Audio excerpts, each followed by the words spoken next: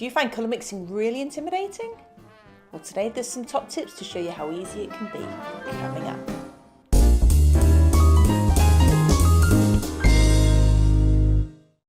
Hey again there guys, Emma here from Paint and Pinot, giving you some top tips for all things art and design. And today we're going to look at how to make colour mixing less intimidating.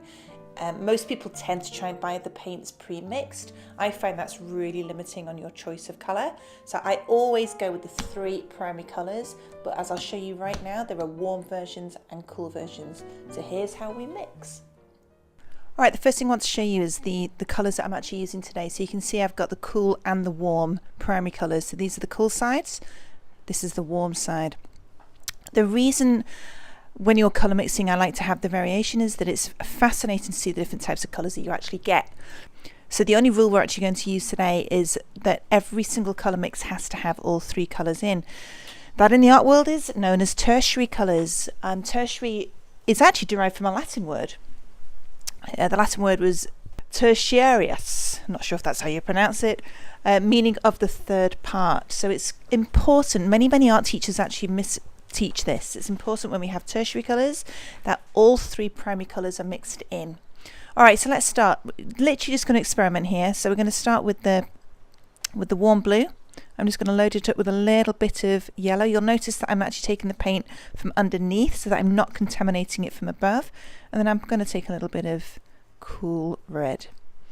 Okay, and then we're just going to literally start mixing them together. Now, if you have 33% perfectly mixed of all 3 colours, you will end up with brown.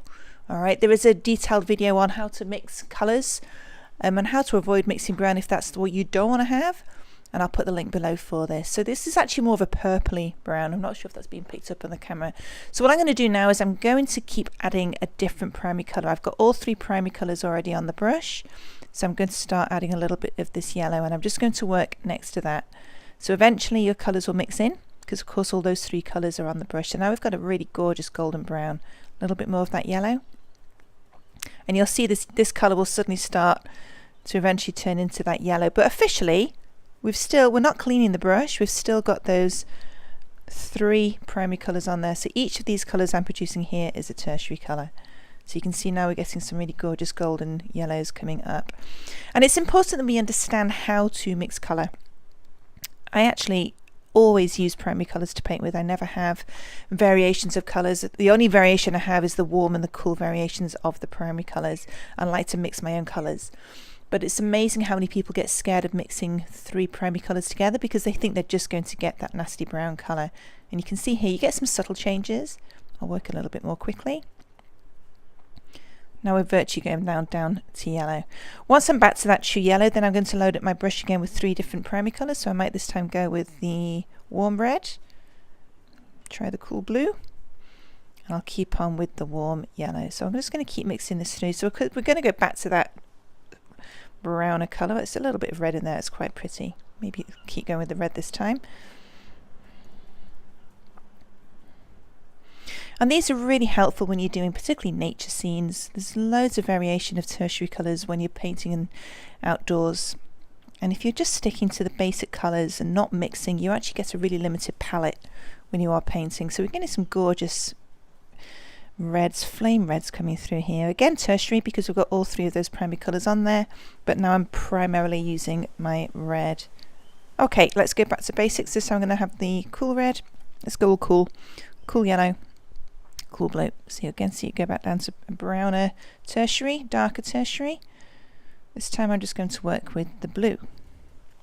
No rules, this is just me playing. I think if you start giving too many rules, it becomes too complicated. All you've got to remember is just have all 3 colours on the brush at any one time. Basically, don't wash your brush.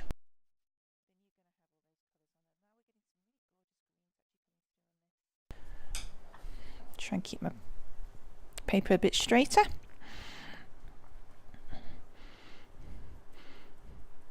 And like I said earlier, there's no rules, so I might actually start to add a little bit of that cool yellow into here, because then we're going to start getting some of those gorgeous, predominantly secondary colours, but again, remember it is a tertiary colour because we've got all 3 colours on my brush ultimately.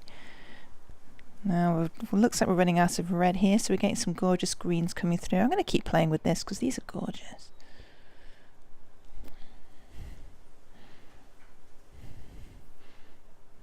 Now, of course, if you want to mix a brown,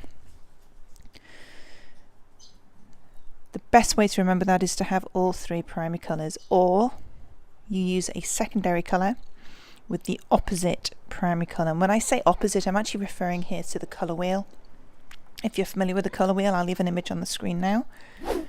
So literally opposite, you can see, so take for example red, and then opposite red you will find green. Now the other reason we know it's opposite, this is the way I like to teach it, if you think about red being one of three primary colours, the other two primary colours of course being yellow and blue, if you mix those two together you get green. So again, the rule making how to make brown being all three primary colours, so the alternative is you would then mix one primary with the opposite secondary.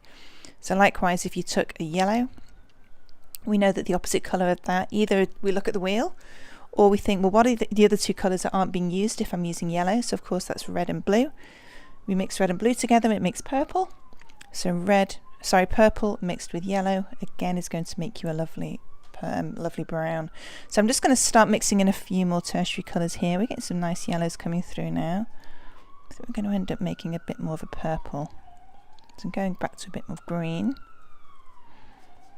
Apologies if you can hear the siren in the background. I'm actually outdoors today. It's a gorgeous late autumn afternoon.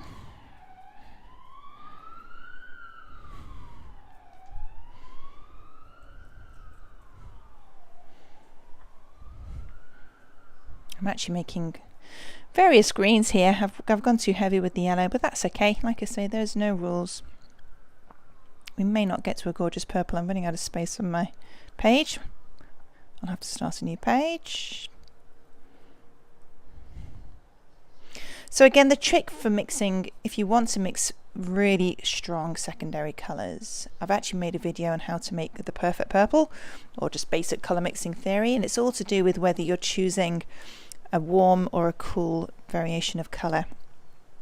A lot of people talk about cool colours being ocean colours and warm colours being sort of fire colours.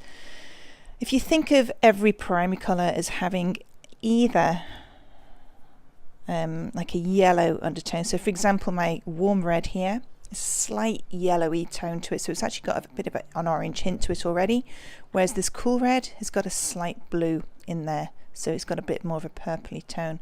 So if you're wanting to mix a purple, you want to avoid this red here because of course we know it's got a hint of yellow, and if you think of the rule as being every time you have three colours mixed together you're going to get brown, that's the way to remember how to mix a good secondary colour. So you want to avoid this red if you're mixing purple, because obviously this is the bluey red. Likewise you want to avoid this blue because that's got a hint of yellow in it. This is the one that you go with because it's got a hint of red. So those two colours will mix a gorgeous purple. Right, I'm going to get some more paper and then we'll see if we can make a nice purple.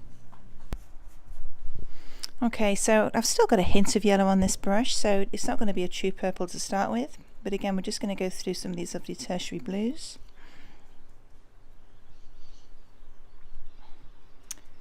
I've actually come outside today to try and get that gorgeous daylight tone as well, but I apologise if it's a bit too dark on the screen. Okay, so pretty much got rid of that yellow now. Let's just start adding. So remember, this is the red we're going to go with. We're going to go with the cool red because there's no yellow in there, so we've just got the blue and the red together.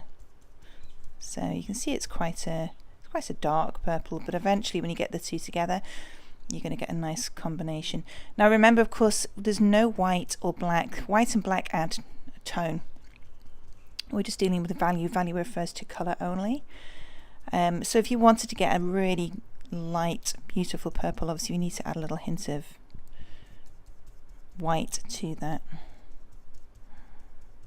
Okay, just going to go a bit more of that red.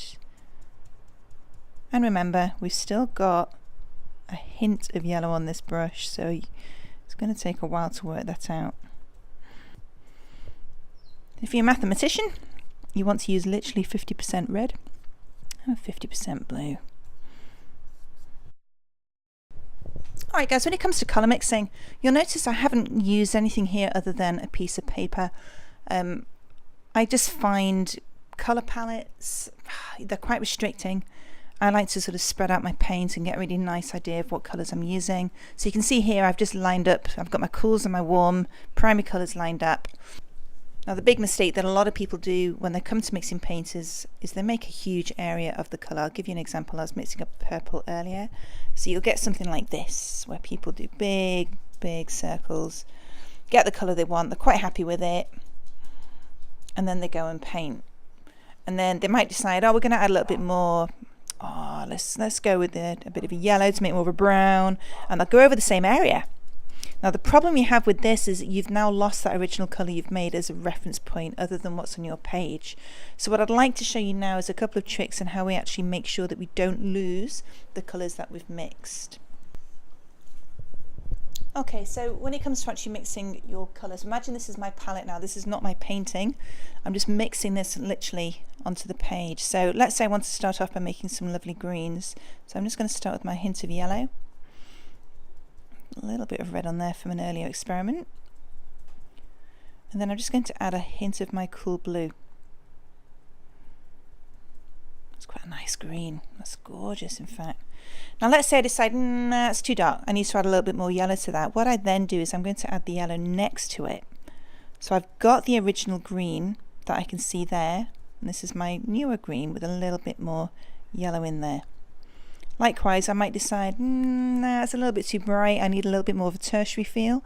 So I'll just put a tiny hint of red into this. And I'll start mixing it next to it. So I can, each time, I've got the different reference point to my colour, a little bit more red in there. Okay, so that's my original green, second green. Now I've got a little bit more tertiary, but put a bit too much red in there. It's too brown. So let's go a little bit more blue.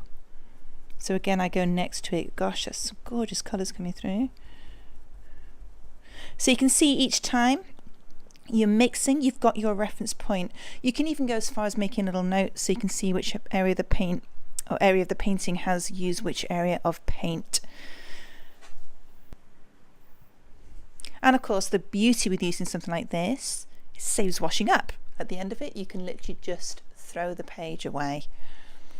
So there you have it, guys. I hope you've enjoyed today's video, and if you have, if you can give us a thumbs up, it would be greatly appreciated, as it really does help our channel. If you want to see some more top tips, then we do weekly videos, so please hit that subscribe button just below and the notification bell so that you know when the videos come through. Alright, we'll see you next time, guys. Happy painting.